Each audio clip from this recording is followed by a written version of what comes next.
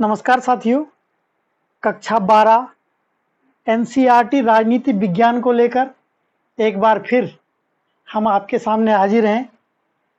पिछले वीडियो में हमने बात की थी कि एक दल के प्रभुत्व के दौर में, यानी आज़ादी के बाद कांग्रेस पार्टी के प्रभुत्व के दौर में वो कौन कौन सी राजनीतिक पार्टियां थी, वो कौन कौन से पॉलिटिकल दल थे जो भारतीय राजनीति को प्रथम आम चुनाव यानी 1952 के चुनाव से भारतीय राजनीति को प्रभावित कर रहे थे। और इस एक दल के प्रभुत्व के दौर में हमने देखा था कि कक्षा 12 के सिलेबस में वो प्रमुख 4 राजनीतिक दल थे जो 1952 के चुनाव के बाद भारतीय राजनीति में सक्रिय रूप से अपनी भूमिका निभा रहे थे। और पिछले वीडियो में हमने 2 राजनीतिक दलों की बात की थी, यानी भारतीय कम्युनिस्ट पार्टी और दूसरा समाजवादी दल। इन 2 दलों के अलावा 2 अन्य राजनीतिक दल थे जिनके बारे में आज हम डिस्कस करेंगे, जिनके बारे में आज हम देखेंगे। तो हम देखते हैं वो कौन कौन से प्रमुख 2 राजनीतिक दल हैं। पहला हम देखेंगे भारतीय जनसंघ, भारतीय जनसंघ। और दूसरा जो राजनीतिक दल 1952 के चुनावों के बाद और यानी 1950-60 के दशक में जो सक्रिय था, जो दूसरा दल हमने पढ़ना है वो था स्वतंत्र पार्टी। स्वतंत्र पार्टी। इन 2 दलों के बारे में आज हम डिस्कस करेंगे। पहले हम बात करते हैं भारतीय जनसंघ के बारे में। भारतीय जनसंघ, भारतीय जनसंघ की स्थापना यानी इसकी स्थापना 1951 में 1951 में श्यामा प्रसाद मुखर्जी ने की थी। Doctor Shyama Prasad Mukherjee, doctor Shyama Prasad Mukherjee, doctor Shyama Prasad Mukherjee ने भारतीय जनसंघ की स्थापना 1951 में की थी। ये क्वेश्चन कई बार 1 नंबर में या 2 नंबर में पूछा गया है कि भारतीय जनसंघ की स्थापना कब और किसके द्वारा की गई। तो भारतीय जनसंघ की स्थापना 1951 में डॉक्टर श्यामा प्रसाद मुखर्जी ने की। इस भारतीय जनसंघ को अगर हम देखें तो आज़ादी के समय से पहले यानी 1950 से पहले जो भारत में राष्ट्रीय स्वयंसेवक संघ यानी आरएसएस एक संगठन था, और आज़ादी से पहले ही एक राजनीतिक दल था हिंदू महासभा। तो आरएसएस और हिंदू महासभा में इस भारतीय जनसंघ की जड़ें खोजी जा सकती हैं, यानी जो विचारधारा लगभग राष्ट्रीय स्वयंसेवक संघ और हिंदू महासभा जैसी राजनीतिक दलों की थी, वही विचारधारा भारतीय जनसंघ के रूप में 1951 में श्यामा प्रसाद मुखर्जी द्वारा स्थापित किए गए इस भारतीय जनसंघ द्वारा की गई थी। लेकिन हम देखते हैं कि इस भारतीय जनसंघ का यानी इस भारतीय जनसंघ का मुख्य उद्देश्य क्या था। उद्देश्य यानी वो विचारधारा क्या थी, वो उद्देश्य क्या थे जो भारतीय जनसंघ के थे।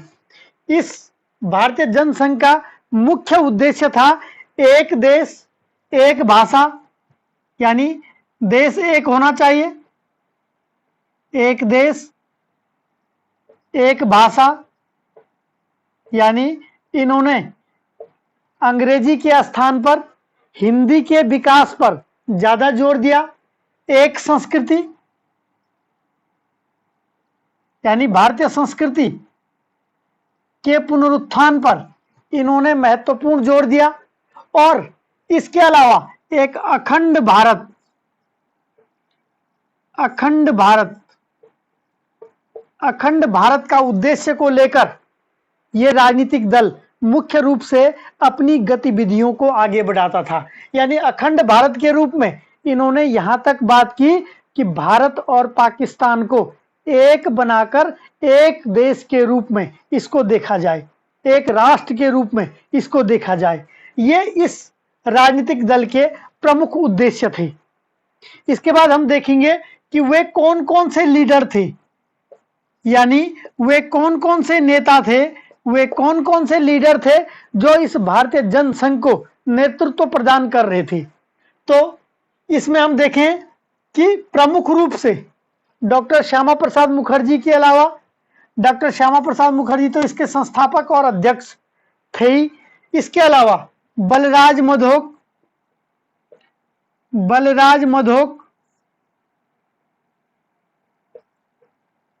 पंडित दीनदयाल उपाध्याय,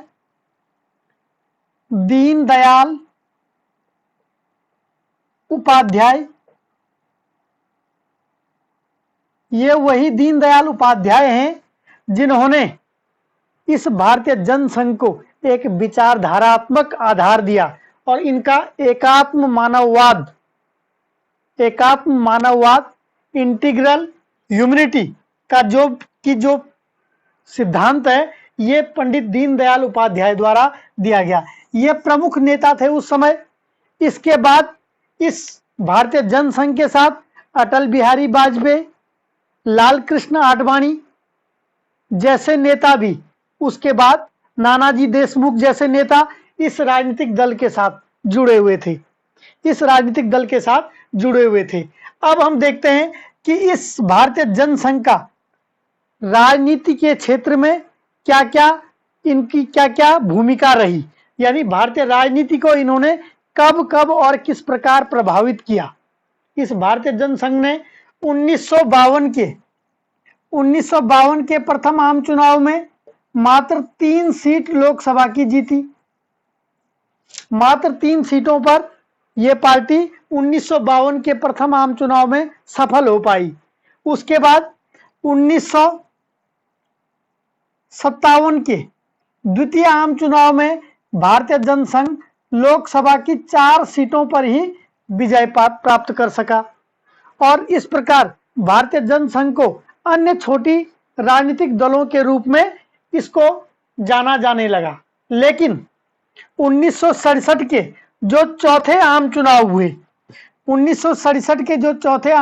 हुए, इस चुनाव के बाद लोकसभा में और विधानसभा में इस राजनीतिक दल को बड़ी सफलता मिलनी शुरू हुई। लेकिन यह दल अपनी विचारधारा को लेकर कई बार भारत की राजनीति से इसको एक ऐसी पार्टी के रूप में प्रदर्शित किया गया कि जो धर्मनिरपेक्षता पर सवाल उठाती हो, क्योंकि ये राजनीतिक दल यानी भारतीय जनसंघ धार्मिक आधार पर जो अल्पसंख्यकों को विशेष रियायतें दी जाती थी, उसके खिलाफ भी कई बार इस दल ने अपनी बात रखी। 1977 में यानी 1977 में जब जयप्रकाश नारायण के नेतृत्व में जनता दल अस्तित्व में आया, तो ये भारतीय जनसंघ उस जनता दल में सम्मिलित हो गया। यानी जनता दल की जो सरकार बनी थी, उस जनता दल की सरकार में ही ये भारतीय जनसंघ सम्मिलित हो गया। लेकिन 2 साल बाद ही जब जनता दल में बिखराव आया, जनता दल बिखरने लगा, तो ये भारतीय जनसंघ अब एक नए स्वरूप में, नए नाम के साथ, नए कलेवर के साथ अपनी अलग से स्थापना करती है और 1980 में 1980 में इस जनसंघ की विचारधारा से मेल रखने वाले लोगों ने एक नई पार्टी बनाई जिसका नाम है भारतीय जनता पार्टी। भारतीय जनता पार्टी यानी जो वर्तमान की बीजेपी है, ये भारतीय जनता पार्टी उसी जनसंघ की विचारधारा से निकली हुई है। यही बीजेपी पार्टी जो वर्तमान में भारत की सबसे बड़ा दल भारत की सबसे बड़ी राजनीतिक पार्टी जो बीजेपी है, ये कहीं न कहीं इस भारतीय जनसंघ से ही की विचारधारा से ही प्रभावित एक पार्टी है। 1980 में इस पार्टी की स्थापना अटल बिहारी वाजपेयी, लाल कृष्ण आडवाणी और मुरली मनोहर जोशी जैसे नेताओं द्वारा की गई। उसके बाद धीरे धीरे इस पार्टी ने अपना परचम आगे बढ़ाया। 1990-92 की मंडल और कमंडल की राजनीति के बाद यह राजनीतिक दल लोकसभा और विधानसभा के चुनावों में अच्छा प्रदर्शन करने लगा। 1996 के चुनावों में भारतीय जनता पार्टी यानी बीजेपी सबसे बड़े दल के रूप में उभरी, और यही नहीं 1999 यानी 1999 से 2004 तक अटल बिहारी वाजपेयी के नेतृत्व में पूरे 5 साल तक भारत की राजनीति पर यही पार्टी राज करती रही, भारतीय जनता पार्टी। और जैसा कि हम जानते हैं कि 2014 के लोकसभा चुनाव और 2019 के लोकसभा चुनाव में इस राजनीतिक दल को यानी भारतीय जनता पार्टी को एनडीए गठबंधन के साथ पूर्ण बहुमत के साथ भारत की सत्ता पर विराजमान यही राजनीतिक दल है।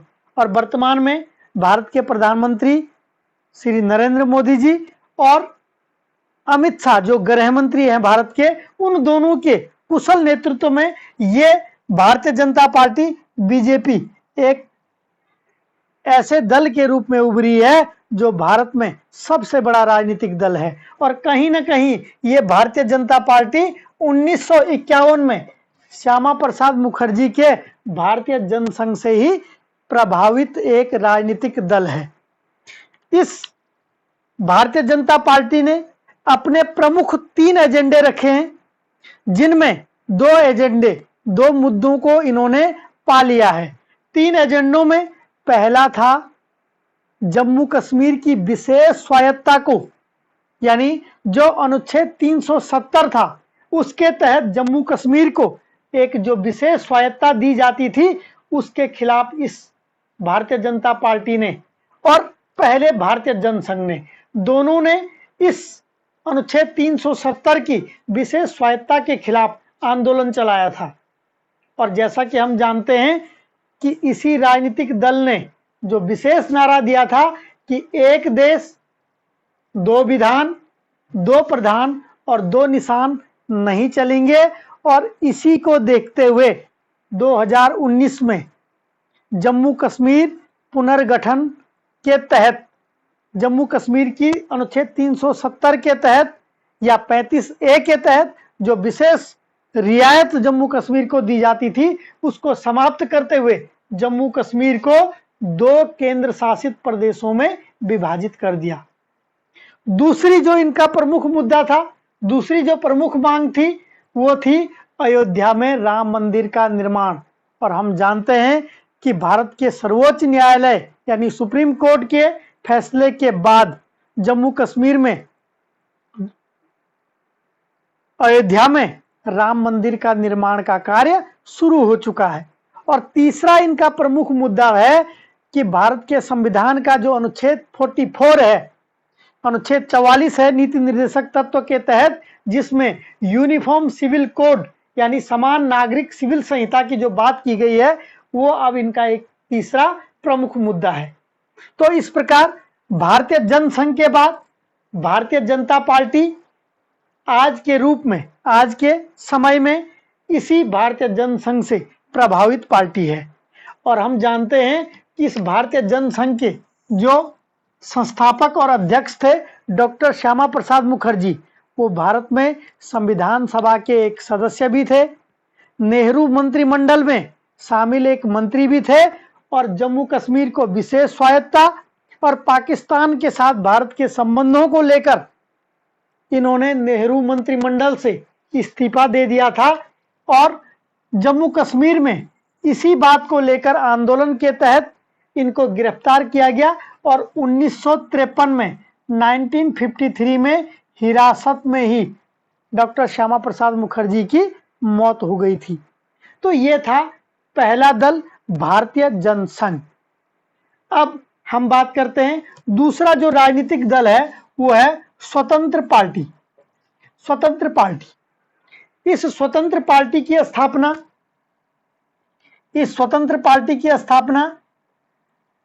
1959 में 1959 में सी राजगोपालाचारी ने की थी।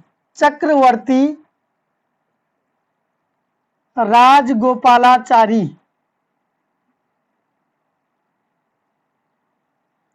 चक्रवर्ती राजगोपालाचारी द्वारा स्वतंत्र पार्टी की स्थापना 1959 में की गई थी। ये वही चक्रवर्ती राजगोपालाचारी हैं जो स्वतंत्र भारत के प्रथम भारतीय गवर्नर जनरल थे और संविधान सभा के, यानी भारत में जो संविधान का निर्माण किया गया था उस संविधान सभा के भी ये सदस्य थे। नेहरू मंत्रिमंडल में एक मंत्री के रूप में भी रहे और महात्मा गांधी जी के बेहद करीबी थे चक्रवर्ती राजगोपालाचारी। और हम ये भी जानते हैं कि ये वही चक्रवर्ती राजगोपालाचारी हैं जिन्हें भारत में प्रथम भारत रत्न से सम्मानित किया गया था और स्वतंत्र भारत के प्रथम भारतीय गवर्नर जनरल, स्वतंत्र भारत के प्रथम भारतीय गवर्नर जनरल के रूप में चक्रवर्ती राजगोपालाचारी को जाना जाता है।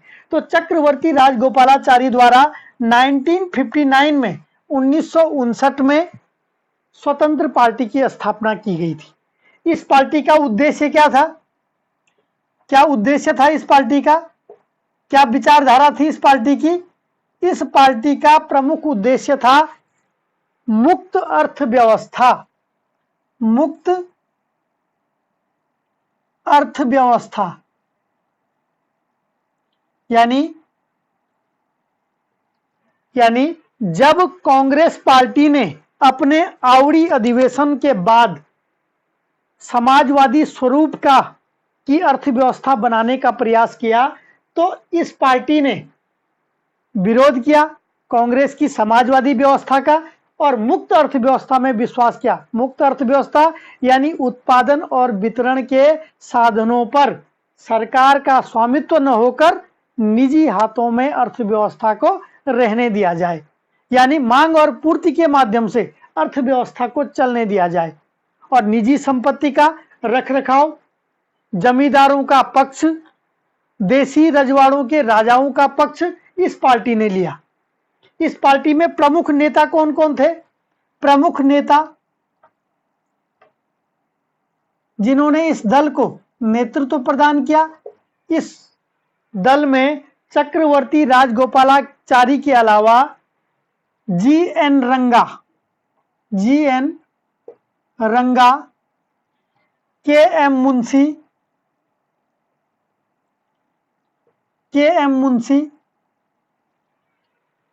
मीनू